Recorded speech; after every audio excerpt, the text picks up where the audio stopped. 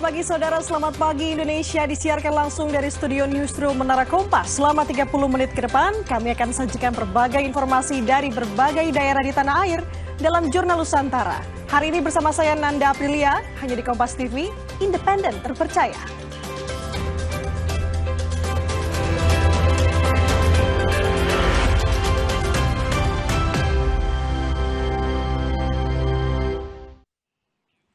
Mengawal informasi di Jurnal Nusantara hari ini, saudara, warga di Medan, Sumatera Utara resah akibat kelangkaan BBM 2 hari terakhir. Antrian kendaraan di SPBU hingga Rabu malam masih berlangsung dan membuat lalu lintas macet. Simak laporan jurnalis Kompas TV, Emir Syahpurba dan juru kamera Roganda Malau pada Selasa malam berikut ini untuk Anda. Saudara, kelangkaan bahan bakar minyak masih terjadi di sejumlah daerah seperti di Kota Medan, Kabupaten Deli Serdang, dan juga Kota Binjai. Hingga malam ini, saudara, yaitu pukul 11 waktu Indonesia Barat, warga di Kota Medan masih mengantri untuk mengisi bahan bakar kendaraan mereka, baik roda 2 maupun roda 4. Saat ini saya sedang berada di SPBU yang berada di Jalan Ngumban Surbakti Medan. Dapat Anda lihat, saudara, di belakang saya ini merupakan antrian kendaraan warga yang ingin mengisi bahan bakar kendaraan mereka. Di sini kemacetan ataupun antrian terlihat ada sekitar 300 meter menuju ke SPBU yang ada di Jalan Ngumban Surbakti. Dan saya akan mengajak Anda, saudara, untuk berbincang langsung dengan salah seorang warga yang saat ini tengah mengantri. Langsung saja kita sapa. Selamat malam, Ibu. Malam. Dengan Ibu siapa, Ibu? Ibu Limun. Ibu Limun. Ya. Udah berapa lama, Ibu, menunggu untuk ngisi minyak? Udah mau 3 jam lebih. Udah 3 jam lebih, Bu, ya? Udah dari sana tadi. Di sini aja udah 3 jam. Sebelumnya Ibu ada menuju SPBU lain ya? Ada. Simpang Simalingkar itu. Udah pas giliran habis. Tutup. Datanglah sini. Besok mau sekolah. Anak-anak. Lalu kenapa memilih malam hari untuk mengisi bahan bakar minyak, Ibu? Besok kalau nggak ada diisi nggak bisa sekolah lah. Ketengan belum tentu ada. Karena mereka juga kan pasti ngantri kan. Jadi besok jam 7 anak-anak udah sekolah. Udah nyampe di sekolah. Jadi malam lah. Gitu. Terakhir, Bu, harapan Ibu, Bu, terkait dengan kondisi yang belum tentu kita juga tahu mau sampai kapan, Ibu? Ya harapannya nggak banyak-banyak. Kami rakyat jelata ini minyaknya yang kami butuh. 3 liternya isinya ini. 3 hari. Kalau susah pun 3 jam udah belepotan kerjaan di rumah. Anak-anak tengok itu mau sekolah besok. Itulah. Baik, terima kasih, Bu. Tentu kita harapkan kondisi ini segera pulih ya, Ibu, ya. Dan itu, saudara, perbincangan saya dengan salah seorang warga. Dan kondisi seperti ini, saudara, sudah terjadi sejak beberapa hari lalu, tepatnya sejak Sabtu kemarin. Sejumlah SPBU di Kota Medan, Binjai, dan juga Kabupaten Deli Serdang mengalami kelangkaan stok bahan bakar minyak. Warga berharap agar kondisi ini cepat pulih dan kembali normal seperti semula. Emir Syahpurba, Roganda Malau, Kompas TV, Medan, Sumatera Utara.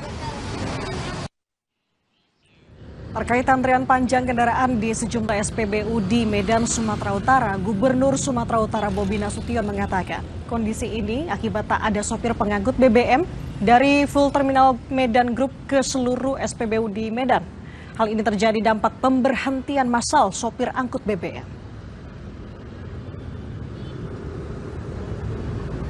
Sudah cross check, jadi sama yang Pertamina sebenarnya bukan kelangkaan BBM-nya. Tapi yang langka katanya itu adalah pengemudi yang ngantar BBM-nya. Ini dari TNI Polri, pemerintah juga siapkan driver dan tim pengamanannya untuk bisa menggantikan sementara para driver yang hari ini belum selesai perekrutannya. Kita bergeser ke Jawa Barat, saudara. 3 kios di Kabupaten Bekasi ludes terbakar. Dugaan sementara api berasal dari korsleting listrik salah satu kios yang terbakar.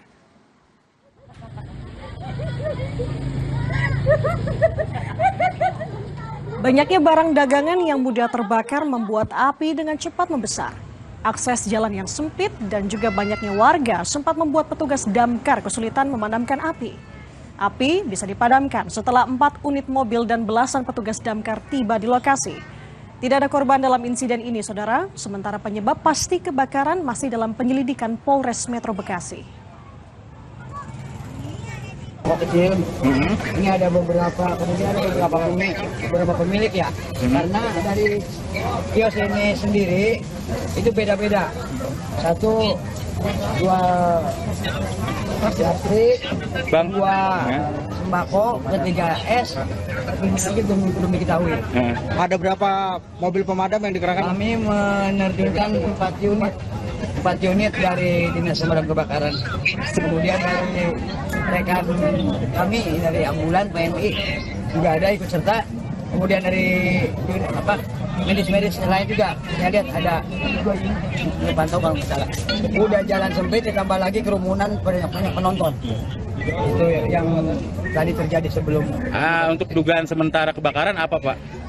Untuk sementara dugaan kebakaran, jujur kami belum bisa mengetahuinya karena itu bukan kewenangan kami, itu dari pihak yang berwajib, pihak kepolisian tentunya yang bisa mengetahui. Dari alhamdulillah untuk korban, saya tadi nggak ada saya dapat. Sebanyak 252 penumpang kapal motor Sewindu dievakuasi di alur pelayaran Pangkal Balam, Pangkal Pinang, Kepulauan Bangka Belitung. Evakuasi dilakukan usai kapal tak dapat bersandar ke pelabuhan akibat jalur pelayaran tertutup kapal lain yang kandas di tengah laut. Tim SAR gabungan mengevakuasi 252 penumpang KM Sewindu di perairan Pangkal Pinang menuju pelabuhan Pangkal Batam. 1 di antara penumpang yang harus dievakuasi harus dilarikan ke rumah sakit akibat mengalami gangguan kesehatan dan juga membutuhkan penanganan medis. Evakuasi dilakukan lantaran KM Sewindu yang berlayar dari Tanjung Priok menuju Pangkal Balam tak bisa memasuki alur pelayaran Pangkal Batam karena terhalang kapal yang kandas. Kapal akhirnya menunggu di perairan hingga persediaan logistik di atas kapal hampir habis.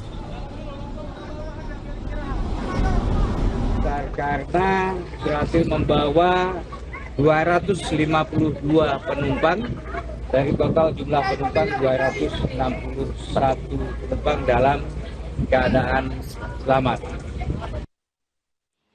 Ke informasi lainnya, Saudara, wahana biang lalat di Deli Serdang, Sumatera Utara mendadak mati saat sedang beroperasi dan mengangkut puluhan pengunjung. Proses evakuasi 30 pengunjung pun berlangsung dramatis.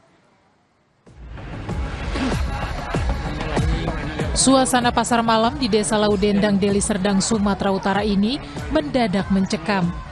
Pengunjung panik saat wahana biang lala yang sedang beroperasi dan mengangkut puluhan pengunjung tiba-tiba berhenti. Pekerja wahana sempat berupaya mengevakuasi para pengunjung yang terjebak di atas biang lala. Minimnya fasilitas membuat pengelola segera meminta pertolongan petugas damkar. Menggunakan skylift atau mobil tangga hidrolik, pemadam berjibaku mengevakuasi 30 pengunjung. 14 diantaranya adalah anak-anak. Tak ada korban jiwa, namun 2 orang pekerja mengalami luka-luka. Menurut keterangan daripada pengelola yang bekerja bahwa sudah kelebihan muatan sehingga terjadi trouble dan mengakibatkan ada kepanikan pengunjung. Kemudian pihak pengelola menghubungi pemadam, yang mana pemadam itu ada memiliki tangga yang bisa mencapai akses ke baling-baling itu untuk membantu menurunkan pengunjung. Tidak ada korban meninggal dunia sesuai yang diberitakan, yang ada itu hanya mengalami luka ringan atau hanya luka lecet aja. Matinya biang lala secara mendadak diduga akibat korsleting listrik dan kelebihan muatan. Polisi memeriksa sejumlah saksi termasuk pengelola pasar malam untuk menyelidiki penerapan prosedur keselamatan serta perizinan. Ferry Irawan, Kompas TV, Medan, Sumatera Utara. Saudara, kita bahas pelaksanaan sensus ekonomi di wilayah Madiun, Jawa Timur tahun 2026. Sesaat lagi kami hadirkan ulasannya bersama dengan Kepala BPS Kabupaten Madiun. Jurnal Nusantara segera kembali untuk Anda.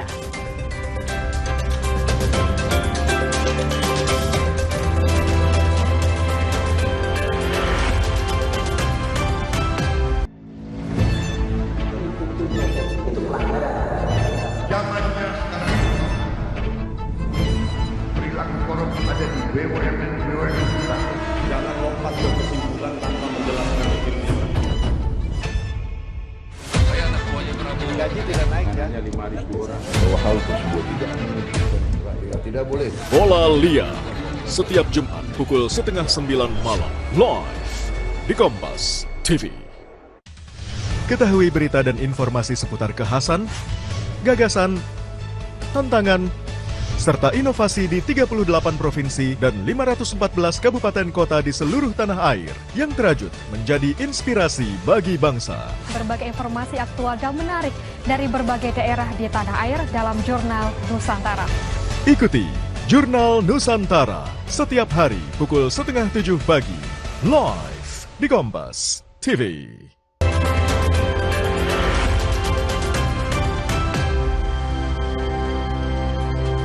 Kembali lagi di Jurnal Nusantara, Saudara. Badan Pusat Statistik Kabupaten Madiun mencatat progres pelaksanaan sensus ekonomi 2026 mencapai 37,81%.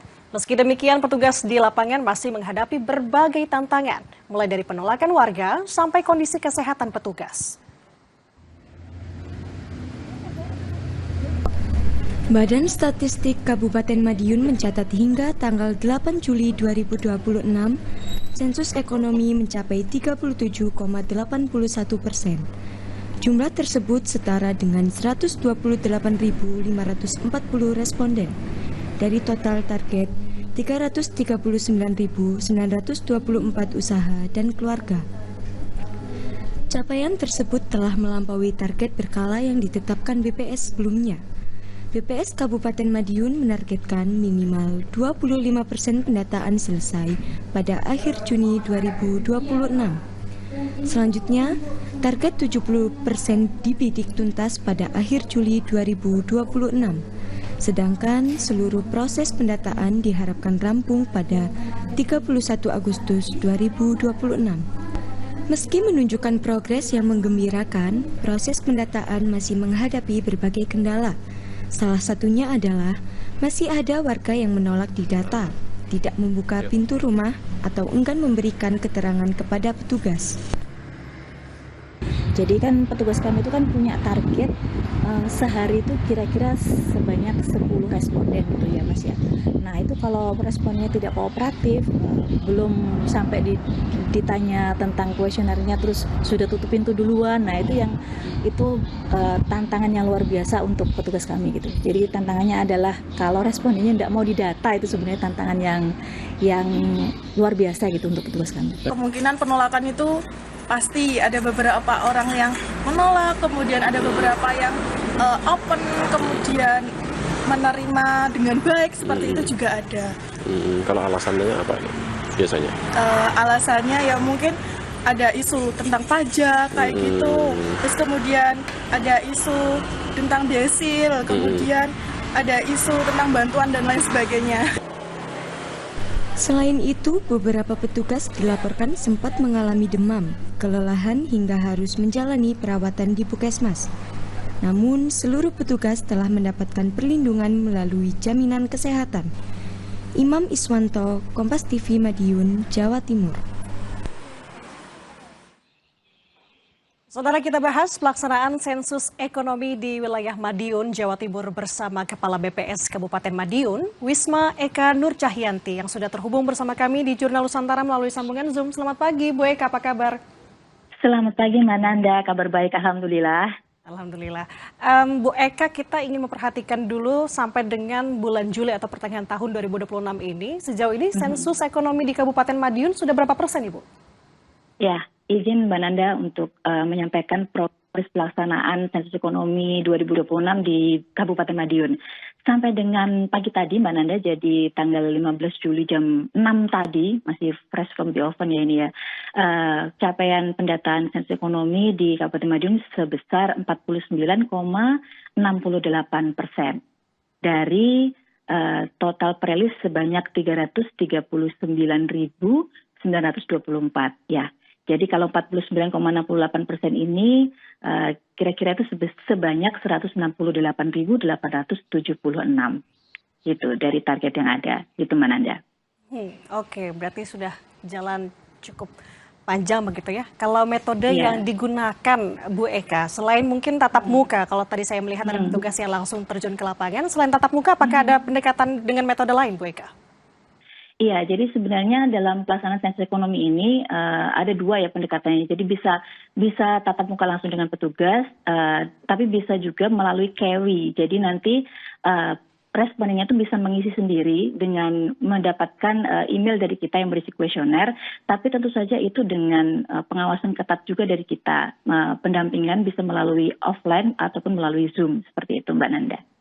Oke, berarti fleksibel ya, bisa dilakukan tatap muka dan Betul juga sekali. online. Oke, Bu Eka, dalam proses yang dilalui sampai dengan saat ini kan tentunya tidak mudah. Apalagi tadi disampaikan adanya tantangan. Tantangan terbesar adalah warganya sendiri tidak mau untuk diwawancara begitu.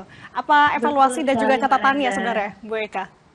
Iya, jadi gitu Mbak Nanda. Sebenarnya itu sensus ekonomi yang kita gadang-gadang menjadi sensus yang bisa menghasilkan data dasar untuk kebijakan ekonomi pemerintah yang paling utama. Ini tuh memang tantangan terbesarnya itu sebenarnya dari respondennya gitu Mbak Nanda. Jadi kalau misalnya respondennya itu menolak, tidak mau didata, apalagi sampai istilahnya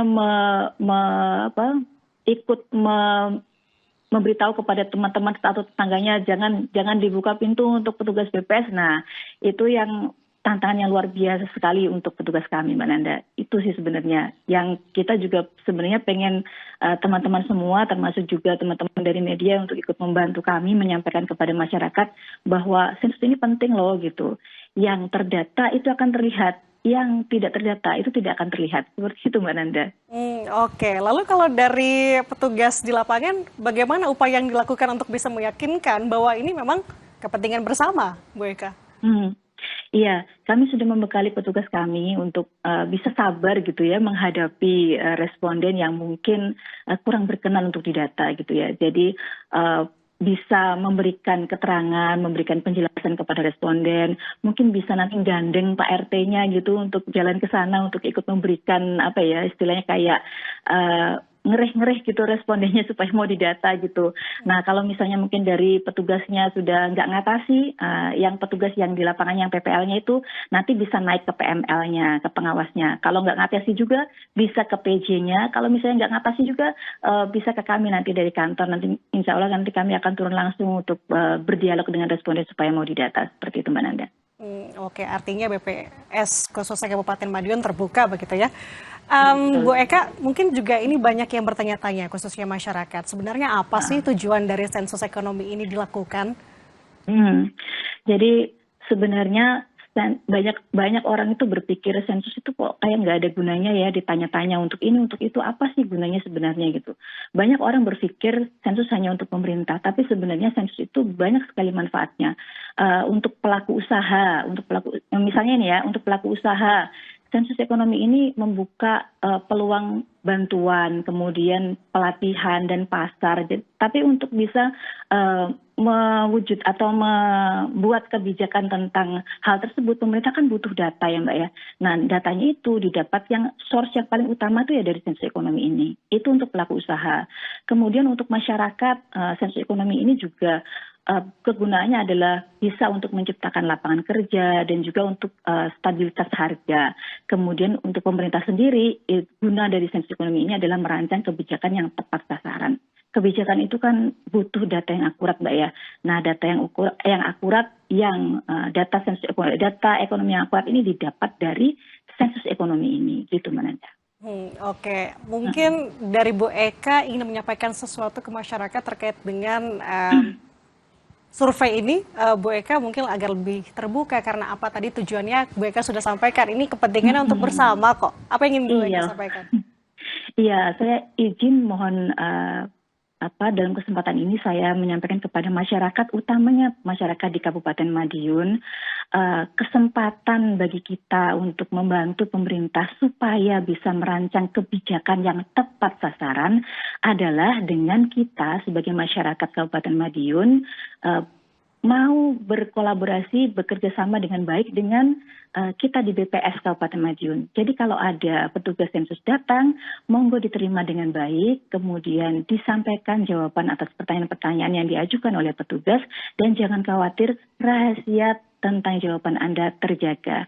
Kalau misalnya Bapak Ibu semua warga Kabupaten Madiun punya keluhan tentang pelaksanaan sensus ekonomi ini, bisa menghubungi hotline kami di 0812 3511 3519. Seperti itu, Mbak Nanda. Oke, saya garis bawahi memang seharusnya masyarakat juga tentunya mendukung karena ini merupakan kedepannya adalah untuk mencari langkah strategis apa yang harus dilakukan pemerintah daerah untuk warganya. Betul. Terima kasih sudah berbagi insight-nya bersama kami di Jurnal Nusantara, Kepala BPS Kabupaten Madiun, Wisma Eka Nur Cahyanti. Selamat pagi Ibu, sehat selalu. Selamat pagi Mbak Nanda, sehat selalu. Saudara tetaplah bersama kami di Jurnal Nusantara, kami akan hadir usai jeda.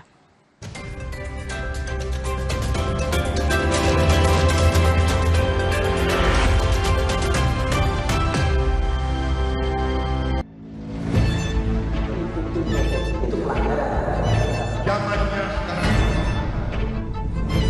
perilaku korup ada di BUMN kita. Jangan lompat ke kesimpulan tanpa menjelaskan detailnya. Saya anak buahnya Prabowo. Gaji tidak naik ya. Hanya 5.000 orang. Bahwa hal tersebut tidak boleh. Bola Liar setiap Jumat pukul 8:30 malam live di Kompas TV. Ketahui berita dan informasi seputar kekhasan, gagasan, tantangan, serta inovasi di 38 provinsi dan 514 kabupaten kota di seluruh tanah air yang terajut menjadi inspirasi bagi bangsa. Berbagai informasi aktual dan menarik dari berbagai daerah di tanah air dalam Jurnal Nusantara. Ikuti Jurnal Nusantara setiap hari pukul 6:30 pagi live di Kompas TV.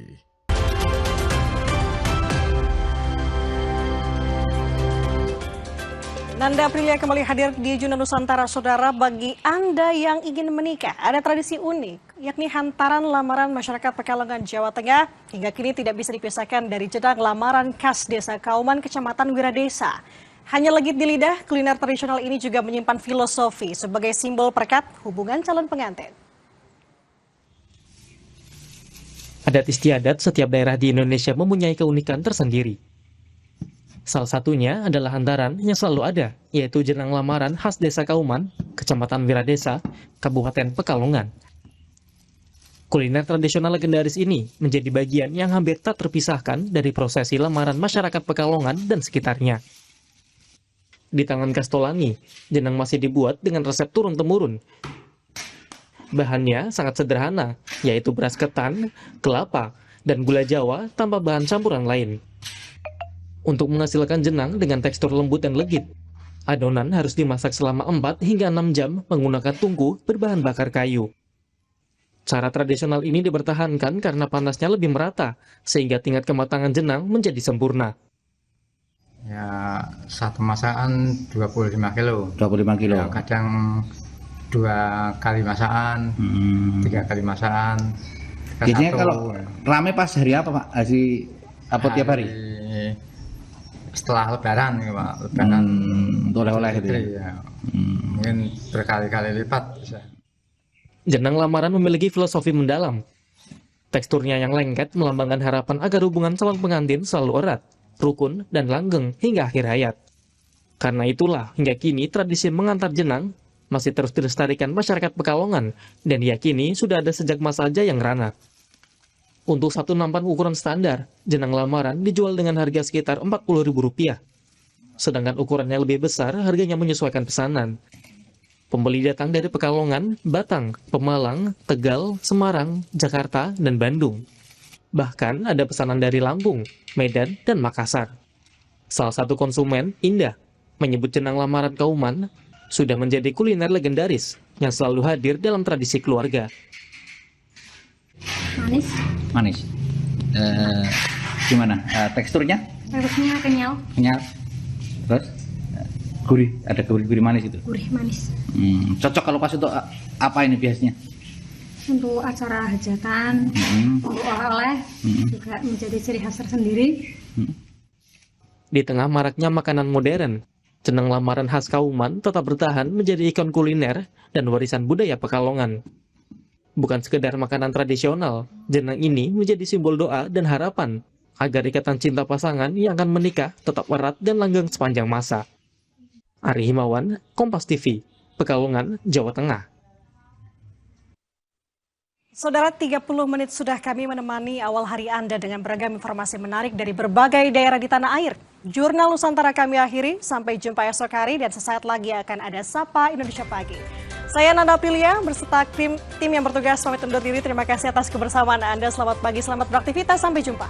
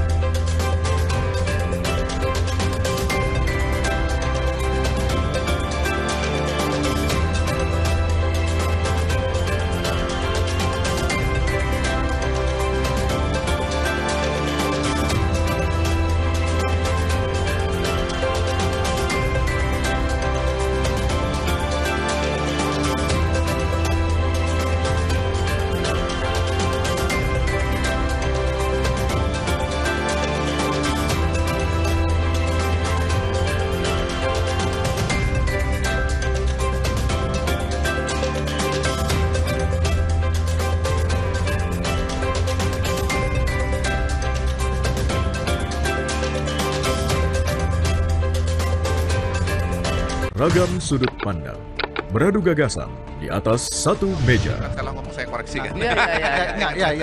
Saya pun objektif. Dalam satu forum terbuka. Badan Komunikasi Pemerintah pun kita sudah undang, tapi akhirnya kami tetap jalan karena nasib buruh ini tidak bisa menunggu. Mempertanyakan arah berbagai isu besar. Setiap persoalan penting layak dibahas tanpa batas. Satu meja, The Forum, setiap Rabu, pukul 8:30 malam di Kompas TV. Kebakaran TPA Jatiwaringin di Kabupaten Tangerang, Banten masih belum padam. Ulasan peristiwa penting terkini. Suryo menghadirkan sejumlah saksi. Anggota DPRD TTU yang diduga melakukan intimidasi tengah diperiksa. Menjadi informasi dari seluruh tanah air saat ini. Sebenarnya apa sih yang menjadi fokus Dr. Tifa? Almarhumah Dr. Ica ini mengalami stres berat begitu. Nanti bukti ini apakah nanti akan Kompas dikaitkan Petang. juga?